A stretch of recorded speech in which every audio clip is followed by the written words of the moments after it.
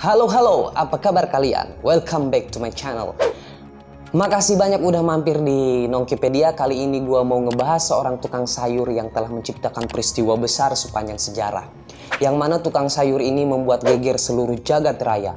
Bahkan dia menjadi penyebab tumbangnya seorang presiden di negaranya. Tukang sayur ini namanya Mohamed Bouazizi. Dia adalah seorang pria yang merasa dizalimi oleh oknum kepolisian di negaranya, yaitu Tunisia. Suatu ketika Bouazizi menolak memberi uang sogok kepada oknum polisi di sana, yang mana oknum polisi ini kerap meminta uang sogok untuk alasan keamanan. Suatu hari pada saat Azizi didatangi dan dipinta uang, Azizi bilang, "Belum ada uang pak, adik-adik saya banyak. Saya pun harus cari makan buat mereka." Ditambah lagi pada saat itu di Tunisia emang lagi susah banget tuh, susah-susahnya cari kerja. Jumlah pengangguran sangat banyak. Sedangkan Azizi sendiri bukan orang berada. Dia seorang pedagang yang punya tanggung jawab menafkahi keluarganya. Bisa dikatakan dia ini adalah tulang punggung keluarga lah gitu ya. Tapi polisi nggak mau tahu, justru malah ngobrak-ngabrik barang dagangannya Azizi. Sayuran sama buah-buahan yang dijual oleh Azizi dilempar-lempar dan diobrak-abrik oleh si oknum polisi. Azizi waktu itu memohon-mohon kan, menangis dan meminta polisi menghentikan tindakannya. Singkat cerita, Azizi nekat membakar dirinya sendiri yang dilakukan di pusat kota sebagai kekecewaannya terhadap negara. Akibat dari aksinya itu, nyawa Azizi nggak bisa diselamatkan. Aksinya itu menuai unjuk rasa besar-besaran yang mengakibatkan Presiden Tunisia lengser dari jabatannya. Apa sebenarnya yang mendorong berbagai negara melakukan unjuk rasa mendukung Azizi, sang tukang sayur? Tentunya ada cerita di balik semua ini yang mengiris hati kita saat mendengarnya. Bagaimana ceritanya? Tonton video ini sampai habis. Jangan lupa tekan tombol merahnya bagi kalian yang belum subscribe channel ini. Let's go here and watch the video until it's finished. Let's go! I'm saving every day to taste it. I'm patient, but my mind, it can hardly take it. I'm chasing a dream that I've had for several ages of vacant. Teman-teman, dalam pembahasan ini sang tukang sayur yang bernama Bouazizi, dalam pembahasan ini kita sebut aja dia dengan nama Azizi lah ya. Oke, pada awalnya seperti biasa dia berangkat ke lapak buah-buahan miliknya. Seperti biasa juga dia jualan sebagaimana pedagang buah-buahan pada umumnya. Tiba-tiba datang tuh para petugas keamanan. Para petugas ini melakukan pungli, ibaratnya kalian boleh nih dagang di sini asal setor ke kita. Kalau nggak mau ya minggat aja gitu guys. Dan Azizi yang pada saat itu sedang berjualan nolak tuh buat ngasih uang japren alias jatah reman lah gitu ya buat petugas. Petugas kan ngerasa punya kekuasaan kali ya. Diambillah itu dagangan si Azizi berikut dengan barang-barangnya. Pas petugas mau ngambil alat timbangan, direbut lagi tuh sama Azizi. Terus Azizi kan mempertahankan tuh ceritanya. Akhirnya si petugas menampar dia. Azizi waktu itu nggak berhenti terus-terusan memohon-mohon kepada oknum petugas ini. Bukan dikasihani, malah si petugas ini ninju mukanya si Azizi. Bahkan teman-temannya, para petugas lainnya mendatangi Azizi ngebantuin nonjokin. Pokoknya Azizi dianiaya waktu itu sampai mukanya bonyok dan berdarah. Naas banget. Walaupun begitu, barang-barang jualan Azizi tetap diangkut sama petugas. Abis kejadian itu, Azizi memutuskan pergi ke kantor kota untuk meminta barang-barangnya dibalikin. Tapi apa yang terjadi? Dia dengan begitu saja disuruh balik. Boro-boro ditanggapi, Azizi malah diusir. Karena mungkin di pikiran Azizi ini udah kalut kali ya, bayangin aja sih. Kita jualan di pasar, barang-barang kita disita, sedangkan di rumah keluarga cuma mengandalkan dari hasil dagangan kita itu. Modal nggak ada, yang ada malah dirampok sama oknum. Selanjutnya, Azizi datang ke kantor utama pemerintah daerah. Dengan tujuan yang sama, Azizi cuma minta barang-barangnya dibalikin. Kalau bahasa kitanya mungkin, mohon pak balikin barang-barang saya. Karena mungkin cuma itu sumber kehidupan keluarganya. Azizi waktu itu mentok. Mungkin sampailah ke titik di sana dia buntu, merasa nggak ada jalan lain. Makanya waktu itu di kantor gubernur, Azizi memohon bertemu dengan gubernur. Tapi tetap polisi menghalangi Azizi dan menutup pintu rapat-rapat. Dia teriak berulang-ulang memohon kepada para petugas, menangis hingga tersedak-sedak, tapi nggak ada satupun yang memperdulikan dia. Dan dia putus asa sehingga bagi dia nggak ada jalan lain gitu selain mati. Dia pergi ke penjual bensin dan membeli sebotol bensin. Dia menyiram dirinya dengan bensin dan tidak ada yang menduga Azizi membakar diri. Ini merupakan klimaks dari keputusasaan hidup yang penuh dengan bencana kemelaratan. Singkat cerita, karena luka bakar yang parah banget, akhirnya nyawa Azizi tidak bisa terselamatkan. Nggak lama tuh setelah kejadian itu kan rame banget tuh. Nah, seorang tetangga dari keluarganya Azizi mengabarkan kejadian tersebut ke pihak keluarga.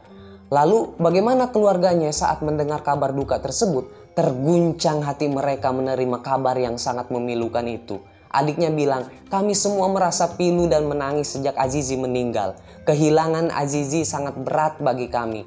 Karena kami semua menganggur, mereka bilang seperti itu. Tidak ada yang menolong kami. Tak seorang pun di antara kami menyangka dia pergi. Kami sangat terkejut, kata mereka. Selang beberapa waktu, kabar dari mulut ke mulut, media massa dan lain sebagainya menggegerkan peristiwa tersebut. Hal itu membuat banyak sekali orang berkumpul di pusat kota hingga kumpulan orang-orang menjadi sebuah gerakan massa dan gerakan massa tersebut menjadi sebuah gerakan rakyat yang sangat besar. Gak ada orang yang gak tersayat hatinya mendengar peristiwa ini. Bahkan keluarga Azizi juga kaget, yang mana banyak sekali orang protes kepada pemerintah akibat kejadian ini. Mereka para pemuda, aktivis dan berbagai kelompok masyarakat berkumpul di pusat kota melakukan unjuk rasa. Non-keepers, peristiwa ini pula yang menyebabkan Presiden Tunisia lengser dari jabatannya. Bahkan peristiwa ini menjadi dorongan bagi negara-negara Arab lainnya melakukan revolusi dan muncul istilah Arab Spring yang memicu menumbangkan Muammar Gaddafi di Libya dan menumbangkan diktator Husni Mubarak di Mesir. Lalu apa hubungannya antara peristiwa pembakaran diri Azizi dengan lengsernya Presiden Tunisia? Jadi gini guys, pada saat itu Tunisia dipimpin oleh seorang presiden bernama Zain Al-Abidin bin Ali. Di media massa biasa akrab dipanggilnya itu Ben Ali, yang mana masa kepemimpinannya menjadi sosok yang mengerikan bagi rakyat Tunisia.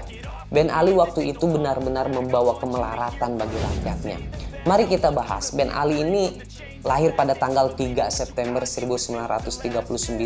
Dia berasal dari keluarga kelas menengah. Singkat cerita, setelah dewasa dia bergabung dengan gerakan pemberontakan melawan penjajah yang membuat dia tidak bisa melanjutkan sekolah dan dipenjara. Namun di kehidupan selanjutnya dia bersekolah di Akademi Militer di Prancis. Ilmu militernya juga sebagian dia dapat dari Amerika Serikat.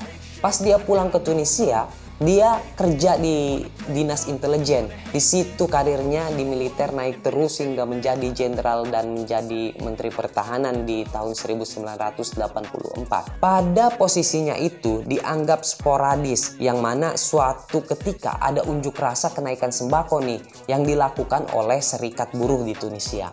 Dan Ben Ali ini menjadi aktor utama yang menumpas aksi unjuk rasa tersebut.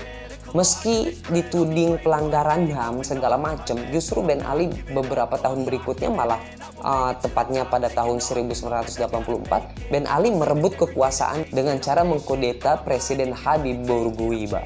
Di bawah pimpinan Ben Ali, Tunisia seperti membuka lembaran baru. Dia banyak merombak sistem ekonomi, kesehatan, dan pendidikan.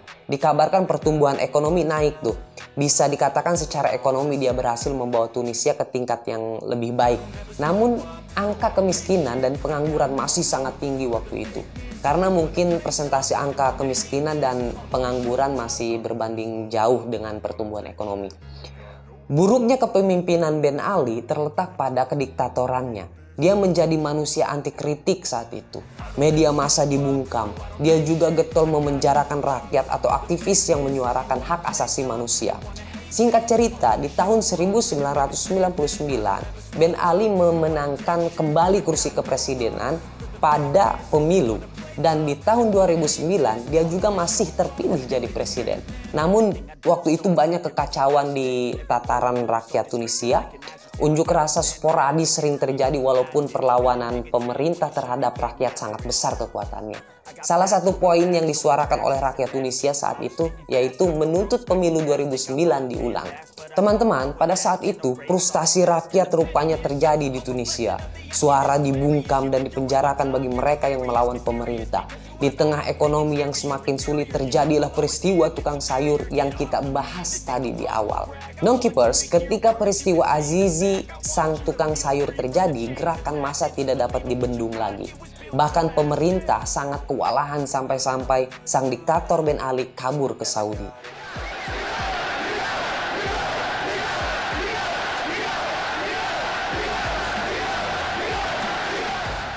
Disitulah akhir dari kekuasaan Ben Ali. Pengadilan memutuskan Ben Ali bersalah atas penyalahgunaan kekuasaan dan pelanggaran HAM terhadap pengunjuk rasa. You may fool all the people some of the time, you can even fool some of the people all the time, but remember, you cannot fool all the people all the time. Gua Yogi Iskandar, I see you, bye-bye. Could play a million mind games, but instead I say something not illogical, something that is topical. Rub it on and watch it go, make yourself unstoppable. Dreams are irresponsible.